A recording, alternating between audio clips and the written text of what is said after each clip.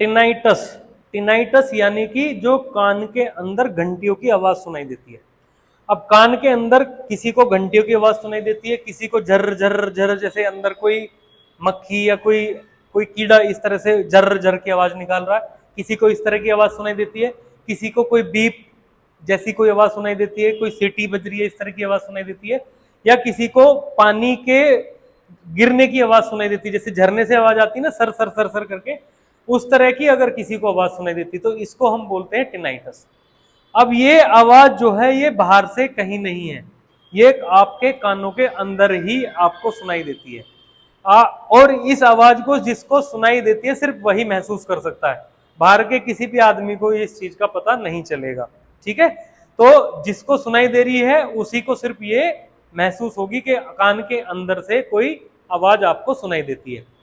इसके बहुत सारे कारण हो सकते हैं, अलग अलग कारण हो सकते हैं। चोट लगने की वजह से हो सकता है, कई बार कान के अंदर पानी चला जाता है और वो पानी ज्यादा दिन तक कान के अंदर रह जाए, उसकी वजह से भी ये हो सकता है। बहुत ज्यादा स्ट्रेस या डिप्रेशन लेने की वजह से भी जो है कान के अंदर इस तरह से टिनाइटस की प्रॉब्लम हो सकती है।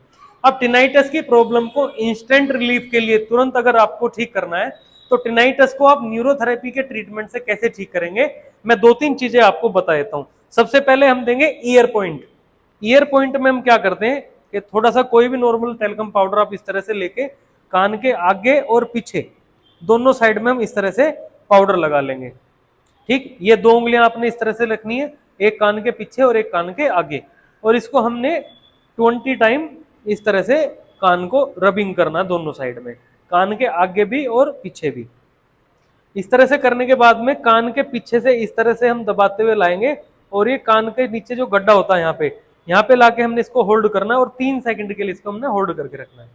फिर दोबारा करेंगे, 3 सेकंड के लिए होल्ड करेंगे, 1 2 3, फिर तीसरी बार करेंगे 1 2 3, पीछे की साइड से 3 बार हो गया।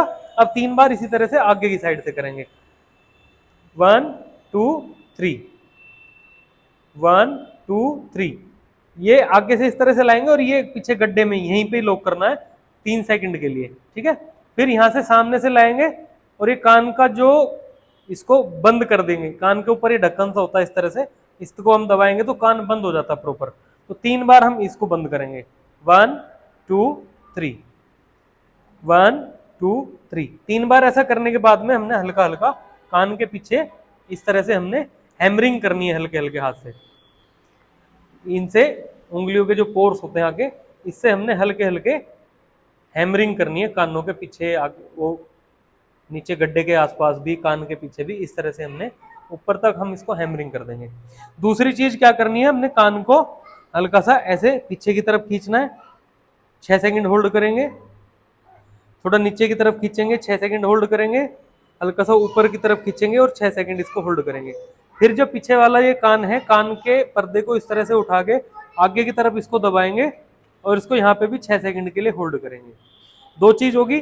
तीसरी चीज क्या करनी है, हमने कान के ऊपर हथेली रखनी है इस तरह से, और इस तरह से हथेली रख के हमने इसको क्लॉकवाइज करना है ऐसे।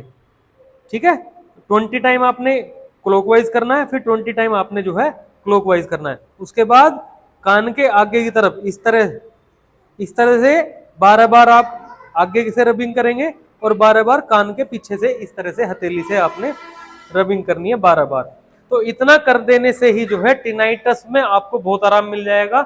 और जो कान के अंदर आपको घंटी की आवाज सुनाई दे रही है, या झरझर की आवाज सुनाई दे रही है, या पानी के झरने की आवाज सुनाई दे रही है, कान के अंदर सीटियों की आवाज आपको सुनाई दे रही है, तो ये सारी आवाज जो है आपकी पहले ट्रीटमेंट से ही जो है ठीक होनी शुरू हो जाएंगी। करके देखिए, कमेंट करके बताइए ठीक होती है या नहीं होती है। धन्यवाद।